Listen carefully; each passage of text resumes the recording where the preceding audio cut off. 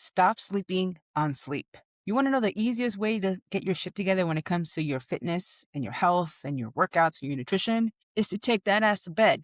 A lot of y'all get shitty at sleep, and I'm tired of it. It is the lowest hanging fruit. It is the easiest fucking thing that you can do to make better decisions around food, around movement. So yeah, what I'm literally telling you is to go the fuck to sleep, and you're probably going to get better results than you're getting right now. And at minimum, stop being a crabby bitch. So let's get into it. In today's video, I'm going to be breaking down how to get good ass sleep because no one likes a crabby bitch. So my first question for you is, do you get shitty sleep? Chances are, because you're watching this video, you're probably getting some shitty ass sleep. Now, how do you define shitty sleep, right? Some of the things I often hear are things like, well, I still wake up tired. I have low energy. I'm in a bad fucking mood all day. I only get X hours of sleep a night. I think it's important to define shitty sleep because if you want to improve something, we should probably figure out how we're tracking this. So why do you get shitty sleep? Again, some of the things I hear often are, I've always been this way. I can't turn my brain off. I'm a night owl. I hear that one a lot. Doom scrolling. Okay, how do you fix that shit? Well, there is a shit ton of hacks on how to fix that shit, right? And I'm not going to go into all of these because you already fucking know. You already know you're not supposed to have your TV in your room or your fucking phone. You know that a noise machine is going to help. Weighted blanket's going to be probably a good addition. Having your room be a little bit colder, a little dark. Like, you already know all this shit. I don't need to go into all this. You know how to fucking fix it. And are you doing any of that? Is any of that actually working? If you're watching this video, I'm going to go with fuck no. Probably not. And that's the thing. You don't need hacks. You don't need a YouTube video about hacks for sleep. You need a good mindfuck about sleep to finally put that ass to bed. Feel me? So here's the number one thing I want to kick it off with. Number one is your identity. You need to stop saying shit like, I'm a night owl. I've always been this way. I only need 4 hours. I've met like 2 people that's actually true for. The rest of y'all lying, okay? Switch up the fucking labels you are using on yourself. So instead of saying I'm a night owl, try being a morning person. And at first, you're not going to believe that shit. You're going to be like, I'm so full of shit. So maybe you can say things like, I am becoming a morning person. Instead of saying, I've always been this way, you can switch that up by saying, I'm not playing about my sleep no more.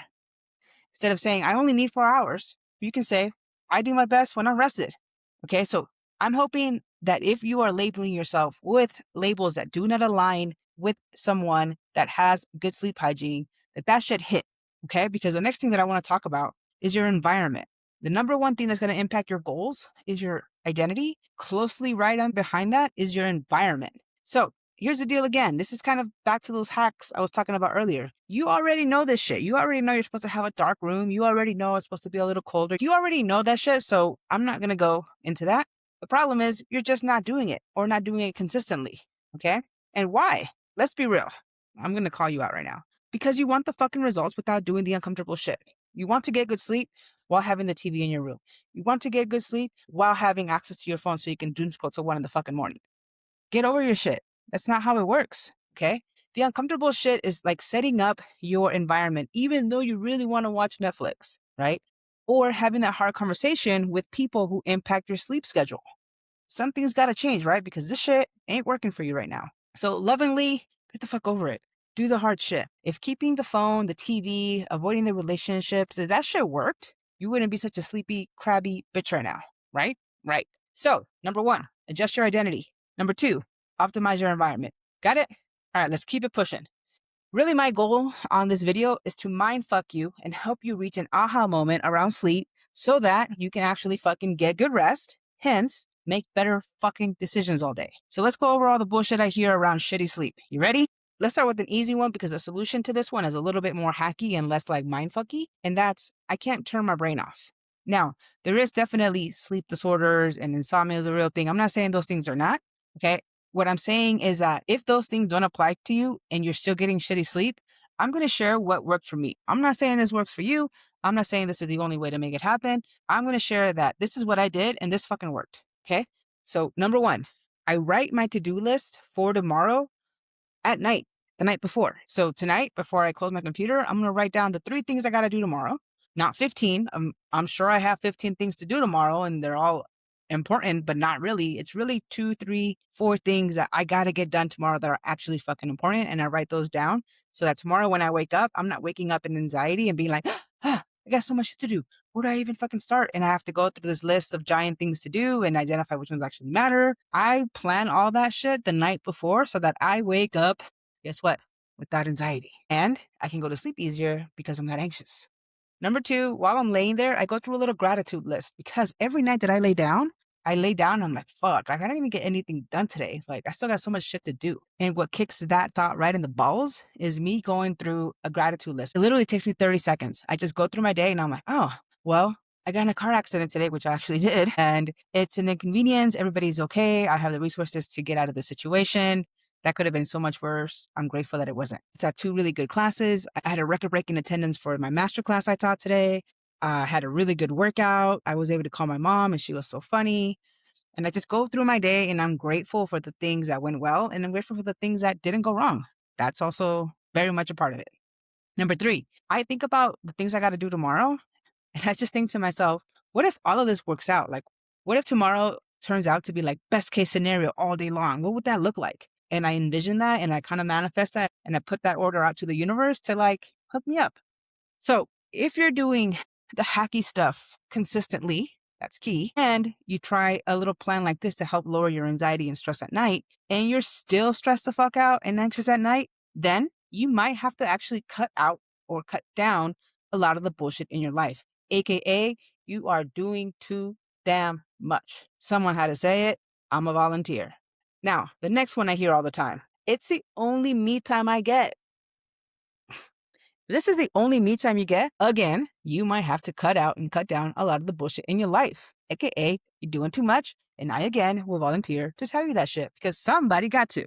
So for real though, I know that you feel that is the only time that you get me time. So don't waste that shit fucking doom scrolling, binge watching some bullshit on TV, fucking brain rotting on your fucking couch. Take your ass to sleep. Sleep is the ultimate fucking me time that there ever did exist. Trust me.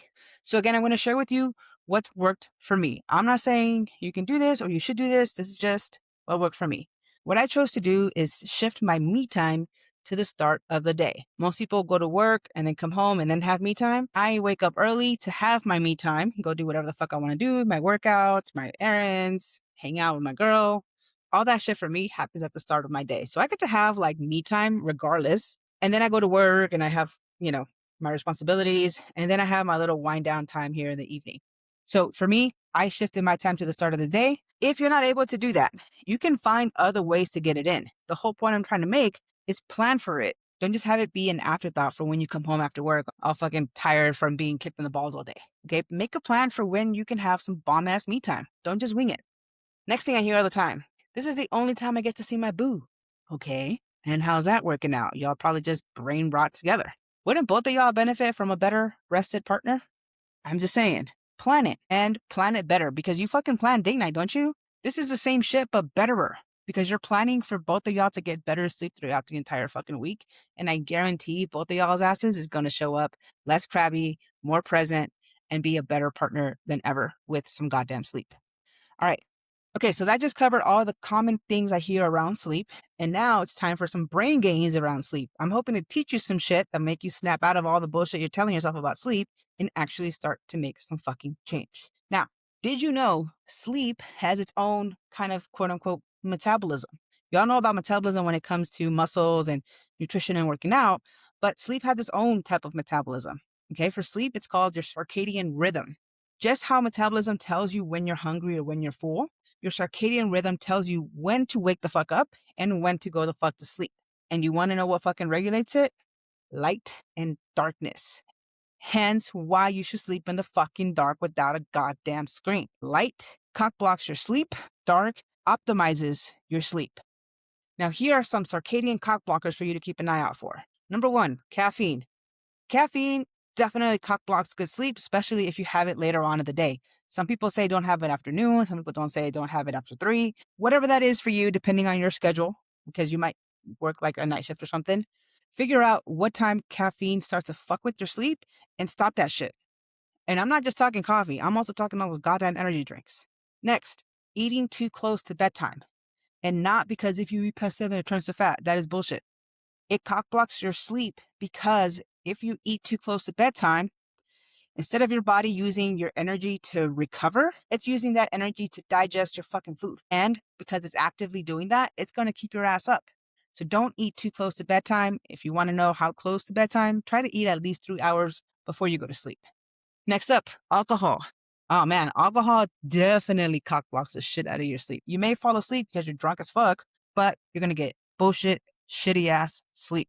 And this one you're not gonna like, but it's true. Having different bedtimes. Yes, even on the weekends. Just how I want you to have your food around the same fucking time during the week as you do on the weekends, it's the same shit for sleep. Having inconsistent bedtimes and inconsistent wake times makes for inconsistent circadian rhythm, which is no bueno. So do your best to try and have consistent bedtimes and wake times. Hopefully, something I said today slapped you into better sleeping habits. If you want to finally feel fucking rested, here's how I improved my sleep to now average 7 hours of sleep, a sleep score of over 80, 90 minutes of REM sleep. The ideal is between 90 and 120, and an average of 90 minutes for deep sleep, which ideally is between 60 and 110 minutes. This is how I did it. Number one, I started to track sleep. When I first started, I was only getting about 6 hours on average. Then I was like, okay, let me improve this 30 minutes at a time. And I improved it by going to bed 30 minutes earlier versus trying to wake up 30 minutes earlier. That's a big tip. Improve how many hours you sleep by going to bed 30 minutes earlier at a time. 2.5 is focus on improving your sleep score. Your sleep score gives you an average of all the things that matter when it comes to your sleep. So focus on improving your general sleep score before we get into the more nitty-gritty shit, okay? And again, number 3, and do this by focusing on your bedtime, not your wake time. Number 4, track your REM sleep. REM sleep basically has to do with your brain shit, okay? Cognitive shit. And you want to focus on improving this just 15 minutes at a time. Now, the things that improve your REM sleep are some of the more hacky things that we talked about. Next up, you want to start tracking your deep sleep. Deep sleep primarily impacts your body recovery. So being sore, muscle recovery, muscle building, things like that, that is what is impacted by deep sleep. And you want to try to improve these 30 minutes at a time. The things that improve your deep sleep are things that have to do more so with the things that require you to get in better shape and eat better. So working out, nutrition, those things have more of an impact on your recovery physically.